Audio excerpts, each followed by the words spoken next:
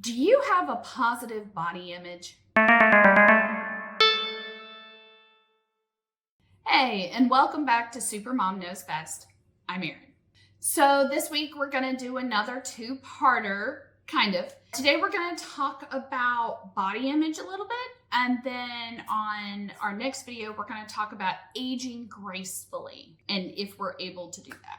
So I thought the easiest way to approach this is to tell my own story. One of the things a lot of people don't know is that I have always struggled with food. Back when I was about 9, 10 years old, I really kind of ballooned up. Now, as I've become a mother and as I've worked with kids through the years, I've noticed that that's usually when kids put on a lot of weight anyway, because they're getting ready to grow. And the smart thing to do is if you just kind of keep an eye on it and make sure that the child is eating healthy and getting exercise and that kind of thing, the weight will work itself out as the child grows. But that's not what happened for me. See, that was the right way to approach it. No, I stopped growing when I was about 12 or 13 years old. I'm 5'3" and have not changed since then. So putting on weight for me meant it didn't really have anywhere to go, because by the time I was 9, 10 years old, I was almost finished. I only had a couple of inches left and then I was stuck. I was put into weight loss programs where they didn't really tell you how to have a good relationship with food. They just said, don't eat that and exercise a lot more. Now I go to the gym. I go to the gym quite regularly. I have the classes that I love, and those are the ones I do. When I've had friends that go, oh, come get on the treadmill with me, or, oh, I'm going to step class. It's so much fun. Come go do it. And I will tell people, no, I get like PTSD from machines or the idea of a step class, because that's what I was forced to do from a young age. I would have to come home after school and ride a stationary bike. And my parents thought that, oh, if we stick her in front of the TV, it'll make it easier and time will go by. No, I sat there and stared at the clock, wishing this punishment would be over. The same thing goes with step class. When I was 9-ish, I was signed up for a class at Emory for a Shape Up program for overweight children. Now, I will say I was the skinniest kid in the room. There were people who were way heavier than me. And one of the things we had to do before we talked about meal planning was a 30-minute, 20-minute step class with the boards and the risers and the whole nine. I absolutely dreaded that one class. And this went on for, a couple of weeks. It helped us lose weight, which you really shouldn't put a child on a diet, which they now know. But back then, different time. Looking back on it, it was ridiculous to teach 9 and 10-year-olds what they should be eating when they're not the ones buying the groceries. Now, of course, our parents were supposed to be learning what to buy and what's healthy, but if they didn't buy it and if it wasn't in the house, we're still screwed. As I got older, I started to notice that I would eat when I was depressed. Food became my safety net. Bad day at school, having a fight with friends, I would sneak into the kitchen after everybody had gone to bed and grab a snack. Or I would sneak something when nobody was paying attention during the day once I got home from school. This went on for years. We moved and my mother had the idea of, let's get you in shape over the summer before you start your new school. Let's help you lose some weight. So instead of creating a healthy diet at home or exercising as a family, I was signed up to go to Jenny Craig. Yes, that Jenny Craig, if you remember, was the weight loss center with the prepackaged food. And there I was at 13 years old, meeting with a counselor at Jenny Craig. Seems a little crazy, but that's what I did. I think I was on Jenny Craig for a year. And yes, I lost weight. Everyone does when you're eating food portions this small. But again, you aren't taught how to have a relationship with food. You're taught to buy their products that are prepackaged and pre-made. By 2003, I was 21 years old. I had reasonably gotten a handle on not eating when I was sad anymore. I had decided that that was a ridiculous way to look at it, but I was already heavy. The damage was already done. I had ballooned up to 220 pounds. I didn't realize it. I didn't think I was as heavy as I was until in the summer of 2003, I went to the University of Hawaii for summer school. And it was a very small class of us. We all went from the University of West Georgia. We all went together to Honolulu for a summer semester. And one of the girls in the group made a comment about us chubby girls needing to stick together.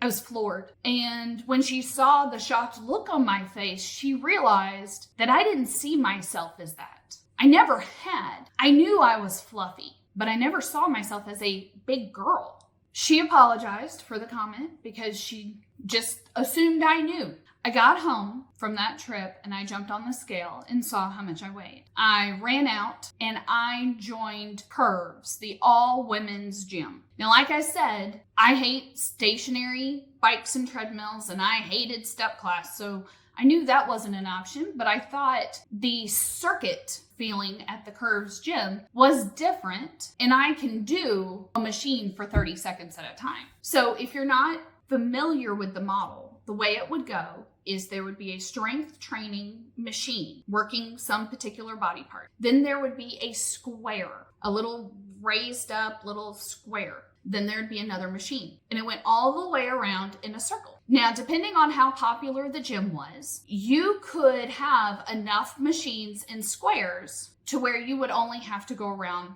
twice, which was the goal, because that would give you the 30-minute workout. Now, of course, you could stay longer, you could do more, you could do 3 rounds, you could do 4, but the 2 rounds would give you a 30-minute workout. So you would do the machine as fast and as hard as you could, and then you would recover on the square. If you were really in shape, you would kind of run or jog in place for 30 seconds, because you can do anything for 30 seconds, right? Even when you're overweight. So I did Curves. And I did Atkins. My roommate was already on Atkins, so it seemed I'll just do what she's doing. It was very logical. I'll just copy her. And I lost about 30, 40 pounds. And it was fabulous and it was wonderful. And I was down. But I then met my husband and I tried my hardest to keep the weight off. And then when I had the boys, I would balloon back up to 200 pounds both times. By the time I delivered, I was 200 pounds both rounds. And then I would start the fun of losing the weight again. So what is the moral of this story? Other than I am a terrible yo-yo dieter and have been doing it forever. I've done just about every weight loss program. I've done every over-the-counter supplement. I've done not some over-the-counter supplements. I have done the semaglutide route and the Ozempic. It's a whole nother story. I've done all these things over the years. But it still comes down to, do you have a healthy outlook when it comes to food? Because it doesn't matter how much I yo-yo diet, lose it for a minute, regain it. It doesn't matter if you're looking at food as a way to be comforted and not of a way to get energy that you need to get through your day. Now, I will admit, I still struggle with this. It is still an uphill battle. I find it's very easy for me to be good when I am home and I have bought the groceries and I know what there is and I can focus more on my smaller portions. Where I struggle is I'm a social eater. If I'm out and about with a big party in a group, I will eat. Especially if nobody is talking to me, I will migrate over to the table with all the food. So if you see me over there, distract me, pull me away, come talk to me. Because otherwise I'm just gonna stick something in my mouth. I have certain rules. I don't eat after 7 o'clock if it can be helped. Now there are those rare occasions you're meeting family, you're meeting friends, and they can't meet till later because of work schedules or whatnot, and you're eating past 7 o'clock. But I try super hard to not make that an everyday occurrence. I try to make sure to get in a lot of protein in the morning. So then that way I'm not as hungry throughout the day. I'm a big water drinker, huge water drinker. But in the afternoons, or there are those days where I'm like, God, I gotta have a Coke. I need some caffeine, I need some sugar, I need to wake up. I'm not gonna lie. I'm not always getting in all my fruits and vegetables. And sometimes I am a little bit more carb happy, especially certain times of the month. Other women, you know what I'm saying. So what do? Well, we try to love ourselves as best as we can with what we've got. We try to be healthy. We try to be happy, try to get in our exercise during the week. You try to behave, but at the same time, you give yourself grace for when you slip up. Every day you get to start fresh. Every day you get to start over. And if you had a bad day the day before, you forgive yourself and you move on. Sometimes it's hard. Like a few weeks back was my youngest son's birthday. I would be lying if I said I didn't help polish off his birthday cake, because I had bought the smallest cake there was. And even though I gave those children really big pieces in hopes to get it out of my house, there was still cake left over. And I just couldn't give all of it away. I tried. So somebody had to eat it. Otherwise it would go bad. Because that is the one thing, right? We hate to waste food, especially yummy food. We can't do that. So love yourself, no matter what size you're at. That is a lesson that I still struggle with. Because like most of us, we stand in the mirror and we go, ugh, look at that. Oh, look what my arm's doing. Look at my thigh. Look at my stomach. We're our worst critics. Because when we criticize ourselves, then we sit there and we wonder, nobody will find us attractive. Nobody will love us if we look like that. And it just sends us spiraling. And for some of us, it gives us an eating disorder, like eating when we're depressed, or throwing up so the food doesn't stick to us. It's hard. But the quicker we can look at food as a way of energy and not comfort, I think you might do better. But like I said, I still haven't mastered it. I'm still working on it. So let me hear from you. How do you feel about this? Are you too harsh on yourself? Are you one of those salad-loving, skinny people? Or are you like me that will sneak the leftover birthday cake when nobody's looking? All kinds are out there. Thank you for listening. I hope you like what you heard.